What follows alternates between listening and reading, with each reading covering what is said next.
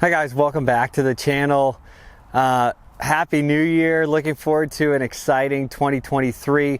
Wanted to review some of my favorite drills from 2022. So looking at my 3 favorite drills, and what I did was I picked one for start of takeaway, one for the top of backswing, and then one transition sort of into impact. So we hit on all 3 areas of the swing here. So I want to start with the takeaway one. So this one I've been using a little bit to help players, I would say, use the right muscles when they're taking the club away in the backswing.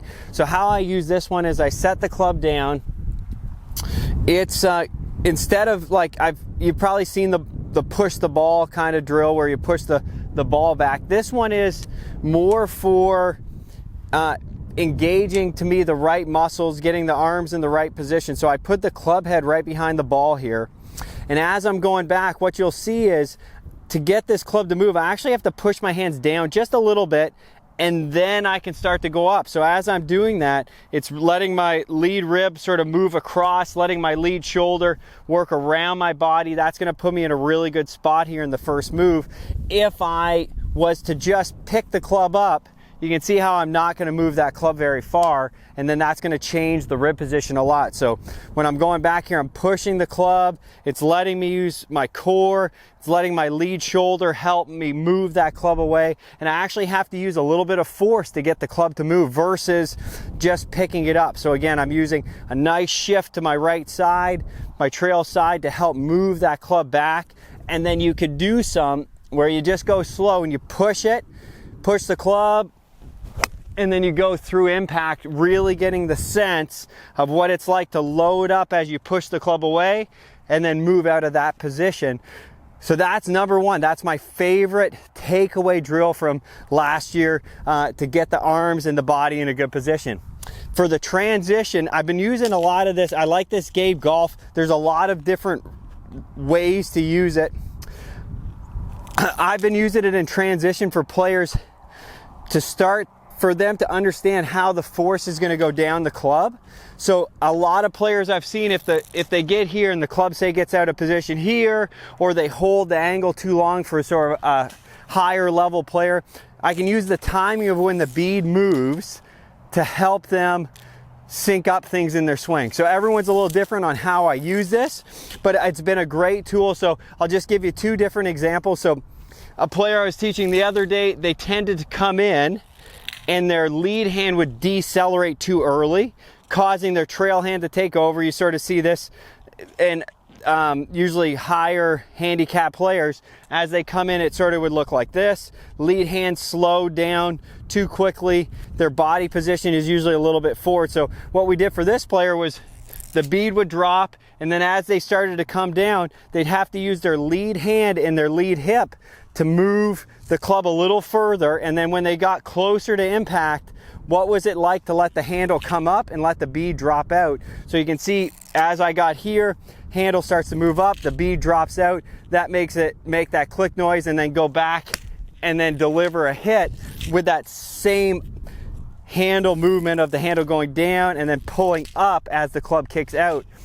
For another player, I used the same tool, but this player was exact opposite, okay? So everyone's different. Everyone has different tendencies in their swing, so it's important to make sure you know exactly what you need to do.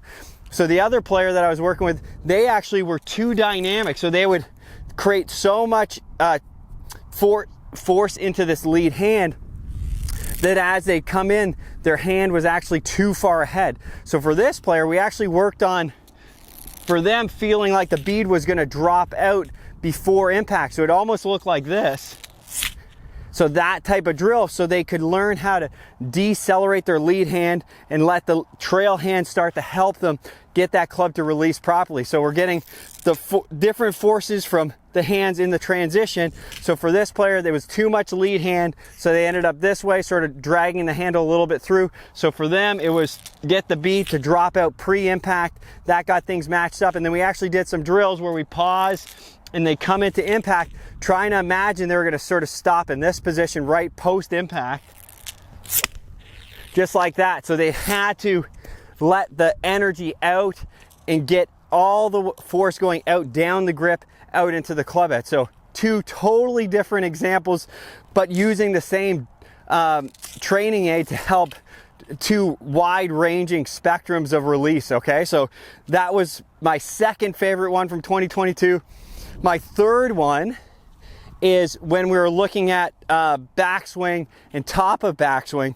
I love this one where I get players to get into that halfway back position and then have them get the club to balance on their arms here. Okay, so this is for the backswing. So as they get here, the club balances on their arms, and as they go up, the club stays on their arms. You can see how that creates a lot of width. It doesn't let me pull this trail arm or add too much flexion into this trail elbow. I have to do a good job with my hands and arms, and then that's going to create nice width from the top, and then just getting the sense of what it's like to go sort of chest high up, keeping that width versus changing that arm position a lot, going to the top of backswing. And then you just take that club off, try to match the same feeling as you get sort of chest high. Okay, what's it like not to really change that arm position too much?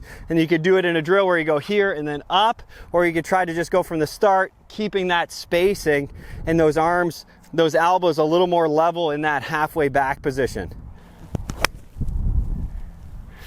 So 3 of my favorite drills from last year. Excited to see what this year holds and what direction the focuses are. But those ones I've used for lots of different players with a fair amount of success. So if any of those match sort of your tendency, again, in the takeaway, if you feel like you're picking it up or not sure how you should push that club away to use the body and the ground the most efficiently, pushing the club drill I loved. For the backswing, it was the club across the elbows, making sure that we keep the width and not overdo the arm or shoulder position in that backswing. And then the third one, I was using the Gabe Golf for different types of release patterns. The first example was a player releasing it early, lead hand decelerate too soon. Second player actually pulling the handle so the lead hand was accelerating too late, and then what those 2 keys were for each of those players. So I hope that helps you. I hope that helps you get off to a great start in 2023. Looking forward to sharing lots of stuff with you this year. Thanks for watching. If you need any more help for your game, make sure you check the description below.